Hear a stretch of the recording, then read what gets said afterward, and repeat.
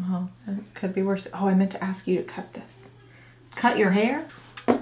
Got a little Billy Ray Cyrus going on. Face off.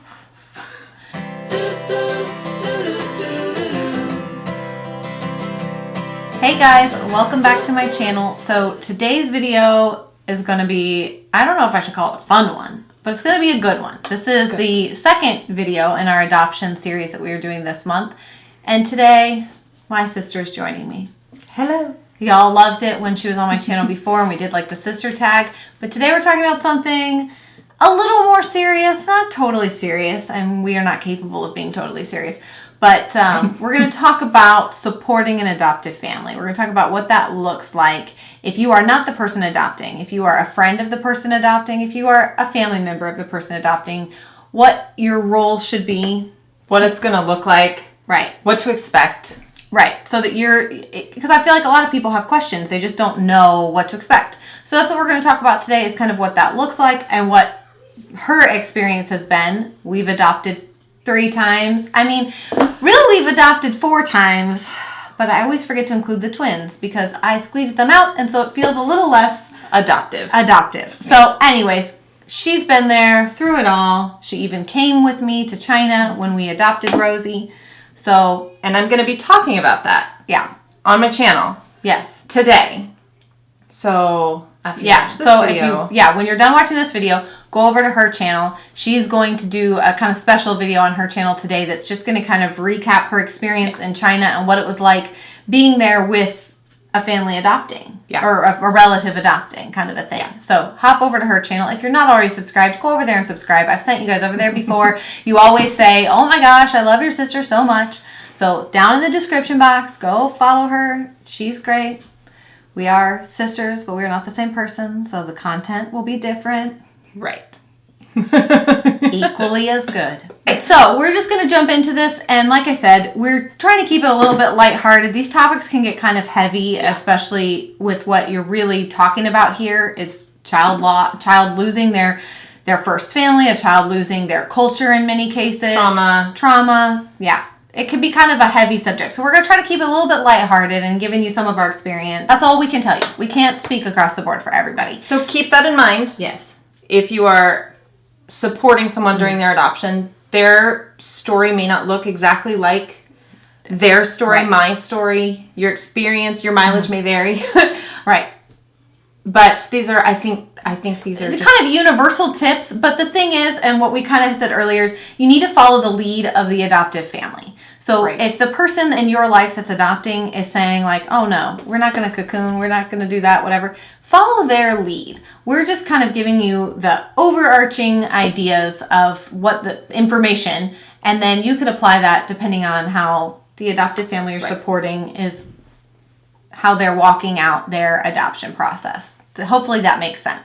I don't like it when people get their feelers hurt. I don't like it when people get their panties in a twist. So we're going to try to avoid that. We can only speak from our experience. So that's what we're going to do. And hopefully you'll find something helpful in it. You can glean some piece of insight from it.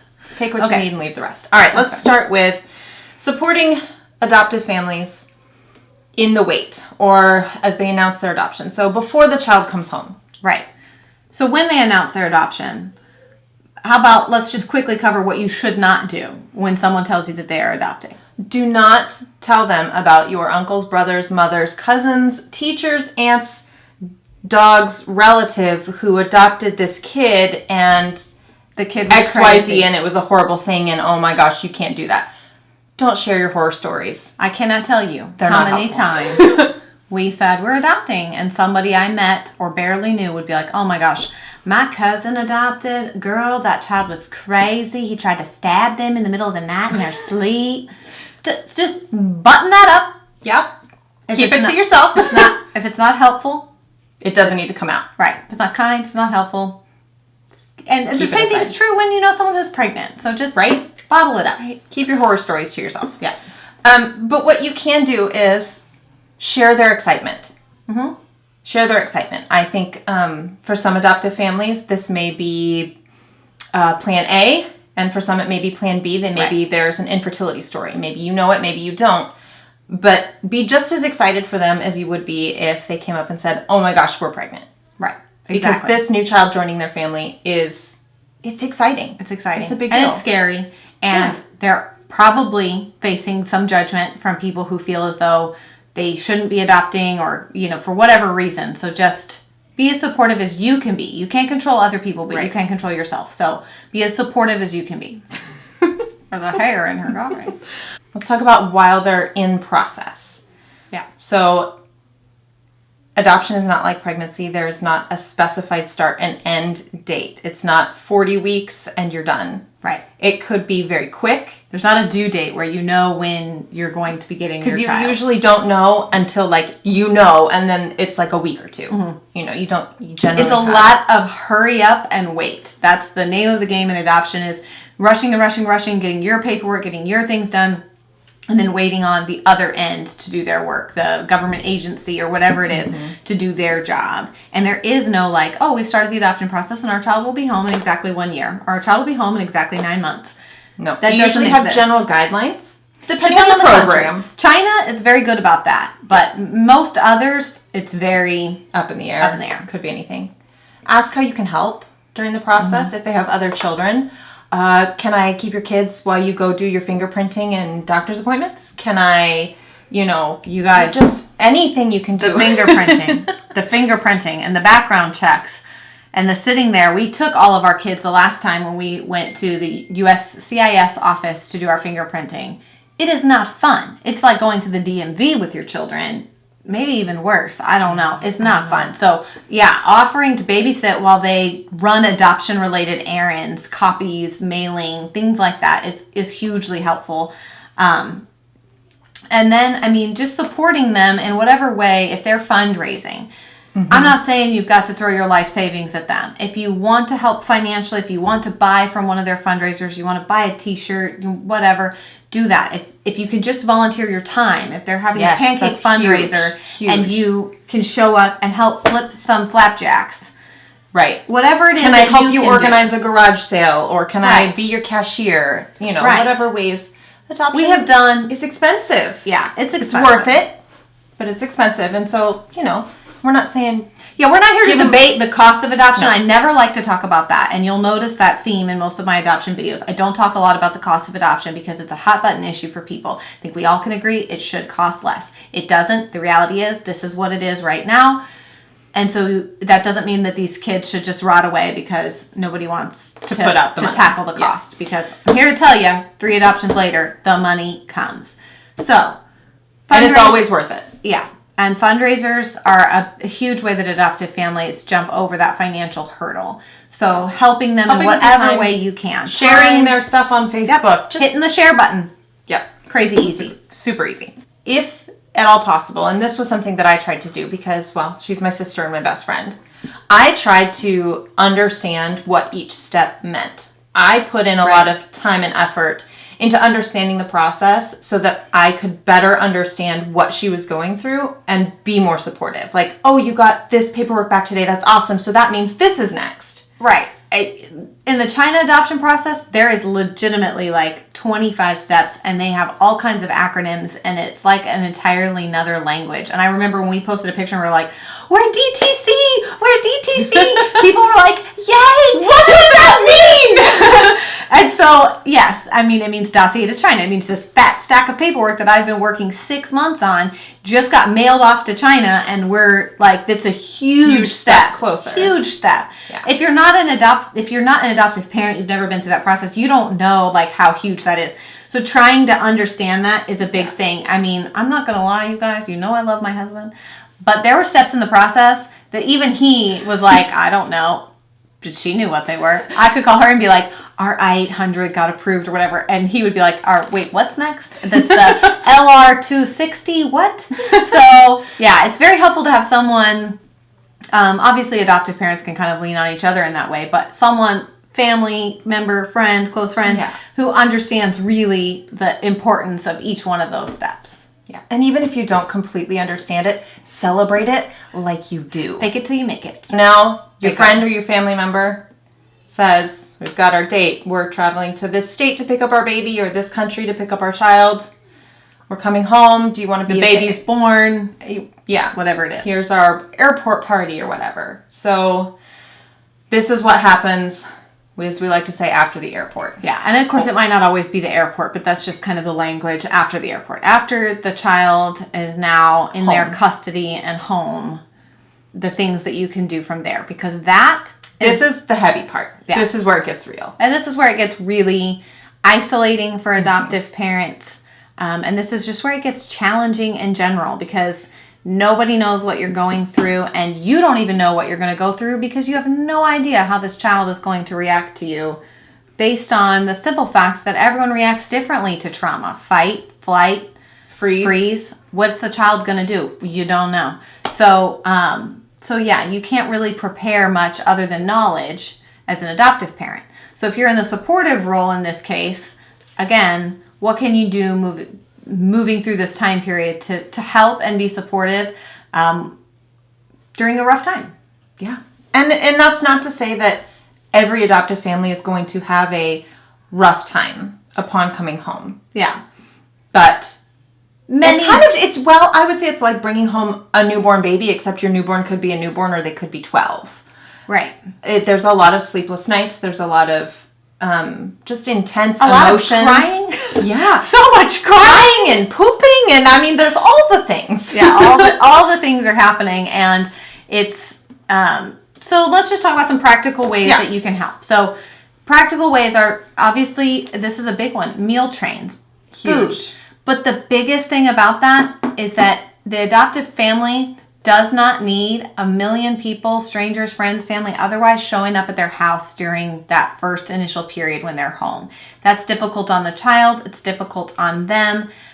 So what I would say is, depending on what they are requesting, because some parents are like, yes, please come over. My gosh, I need some adult interaction. But start off by saying, we're going to put a box on your porch, a cooler on your porch. So if you sign up, the food just gets left in the cooler. And we're going to ding dong ditch you. We're going to ring the doorbell, here's your food, and leave. We're not going to wait and talk to you. We're not going to ask to meet you or hold the baby or, whatever it is. Just here's the food and I'm gone. That's, I think, a huge thing is to start there. Let's talk about being there. Being there for your friend or your family member. I think we need to touch on a little bit the fact that some families choose to do what's called cocooning. You covered cocooning, right? I have. I've actually done a different video all about cocooning. That is an old video. I look very different. I got short hair. I can't even tell you if it's a good or bad video. I don't remember. But I'm going to link it. So good luck. Cocooning is basically where you've adopted this child, whether they are 2 days old or 20 years old. You are taking them and bringing them back into this infantile state almost, where you are keeping their world very small. Tiny. Everything has just changed for them. Everything. The languages they're hearing, potentially, depending again on where you're adopting from. New language, new culture, new smells. Imagine what it feels like for you. Like, I imagined what it was like for me when I went to Congo or when I went to China. Everything was different. So that's that for a child who had no say in it. It just happened to them. So it can be very traumatic. And so what you're doing is kind of keeping that world really small. To the care provider specifically, whoever the parents are, those are the people that need to be, if you're following this cocooning thing closely, it's staying home. It's not going out. It's not overwhelming the child. It's just having the parents be the one to provide for them and their basic needs. The parents are the ones who are feeding them. They're the ones who are showing them affection. Everyone else is essentially just a peripheral figure. Yeah, you're just in existence there. You are not someone providing any kind of care for the child so that the child can build a trust. Healthy attachment. And a healthy attachment to the parents. And I think that's important to note. Sometimes people will feel like, especially like grandparents and stuff, can sometimes get a little bit like, oh, but I wanna squeeze and hug and love them. Can't I feed the baby?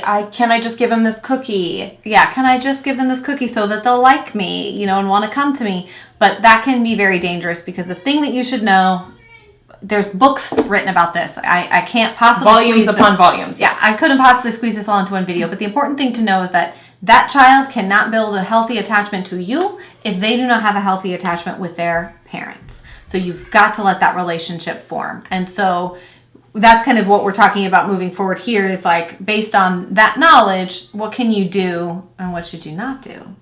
Right. Yeah. That's a big one. Like, it can be so isolating to be in that cocooning phase. Again, not everybody chooses to do it, and not every child, I don't want to say needs it, but like, it's just different every time. Our cocooning time has been different for every child. Rosie needed very little. Rosie needed very little cocooning. I mean, when we're talking about like children and how they react to other people besides their parents, their adoptive parents, it really looks different for every kid because Rosie. I'll talk a little bit more about this in my video about my trip to China, but Rosie knew who Mama was from the minute she laid eyes on her, and there was nothing I could do. She would not accept anything from me, and she was so sick. A couple of the days we were there, she was so sick. Yeah. And so I was trying so hard to help with Rosie, and she wouldn't let me. Ashley could not help her open a package for her, nothing. I was laying in bed with like 104 fever, and Rosie wanted to eat. I'm trying to give her a bottle, like what could she do to help? And nothing. It was nothing. She would not accept it. Yeah, Rosie was like, she'd be like, no, mama. Yeah. And she was just like not having it from you. So every kid is different in that way, and how long you need to cocoon with them or want to cocoon with them. Again, your mental health is important here. The adoptive parents' mental health is important here. So they may choose to do it for less because they need to. Just knowing that they might need you to come over at 10 o'clock at night after they've finally gotten all the kids to bed, and then if you can spend 20 minutes on the couch, how are you really? Yeah. And listen without judgment. Yeah, that's a huge one. Listening without judging, because that, I can tell you, having been in the place, you feel like you're supposed to feel a certain way, and you're supposed to act a certain way. And there's very little space in that for you to actually feel what you're really feeling, and for you to kind of work through all the emotions that come with adoption. And so having someone that will listen to you without judging you when you say, like, because you're going to have a moment at some point where you're like, did we just make a huge mistake? Have we just ruined this kid's life? Have we just ruined our lives? Like, it can get dark. It can get crazy when you are in kind of the throes of it. So having somebody that's going to listen to you and not judge you, and understand that this is just like with postpartum, when you go through kind of those baby blues and you're like, oh, what is this screaming, crying thing? I don't even like you. Like, why? If you can just sit and say, I am so sorry. I know this is really hard right now. I know this is hard. And just acknowledge, without trying to fix it or without judging it, just acknowledge where your friend or family member is emotionally. And of course, you can always ask, how can you help? But sometimes, of course, there's not an answer. Nothing you can do. Yeah. So, just being there is enough. Well, okay, let's do this. Let's just say, do you have any final words? I wanted her to be here so that she could kind of give her perspective. So it's not just me talking at you. It's someone who's been in the shoes of the family member, and the friend in other cases too. So she has been there. So I wanted do you have anything like message you want to send? Or hearing all this, you may think, this sounds like a lot. Like, maybe I just take a step back and let them get through this process, and I'll come back around when all this is over with, because this seems like a lot to deal with. But I would encourage you not to, because I think that if you can walk alongside or right behind in a supportive role for your friends and family who are walking through adoption, it's going to deepen your relationship with that friend or family member, and it is going to show you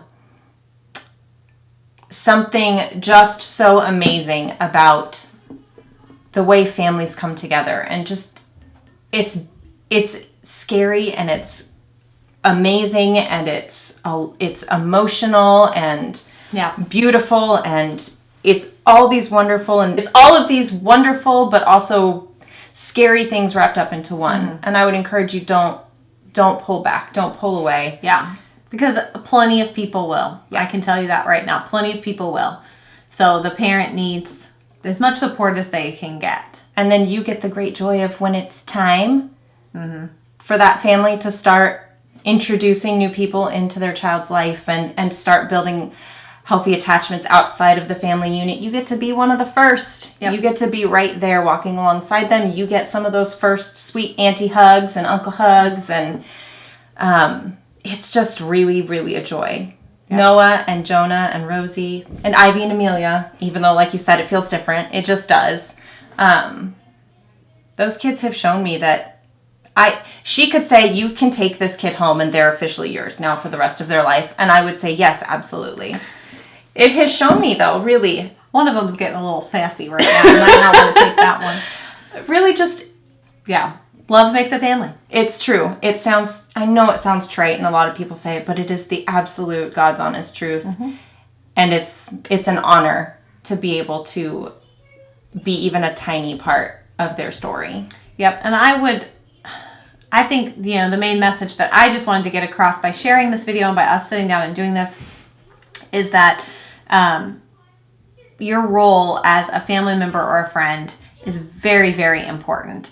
Don't feel like it's not. It's so important, and done right and done well and done with respect, it can make all the difference for an adoptive mom or dad who's really maybe struggling, or, like I said, I'm not going to blanket a picture of what it looks like for everybody, because it looks different for everybody in every adoption. We've had 3 adoptions and it's been different every single time. So do your best to be respectful, mm-hmm. and again, talk these things over with them, and just be open to listening to what the adoptive family has to say about the boundaries that they want. You're probably going to put your foot in your mouth, You're not going to do everything right. Nobody ever does. But you're trying, and that's what's important. Yeah. You're watching this video, which means that you care. It's true. All right, you guys. I think that's all we have for today. Thank you guys so much. This was, like I said, the second video in our series about adoption. We have 2 more videos coming up. You can also hop over to Ashley's channel. So she's going to do a little more in-depth video over there about her time in China and kind of what that was like for her, because she was there from the day I met Rosie to the day we brought her home. So yeah, you can definitely hop over there if you want to hear a little more about that and her kind of side of it over there. So thank you, Ashley, for joining me today. Thank you for having me. This video. Thank you guys for watching. Be sure to give us a thumbs up if you liked it. Subscribe to our channel if you're not already. And I will see you guys again very soon. Bye.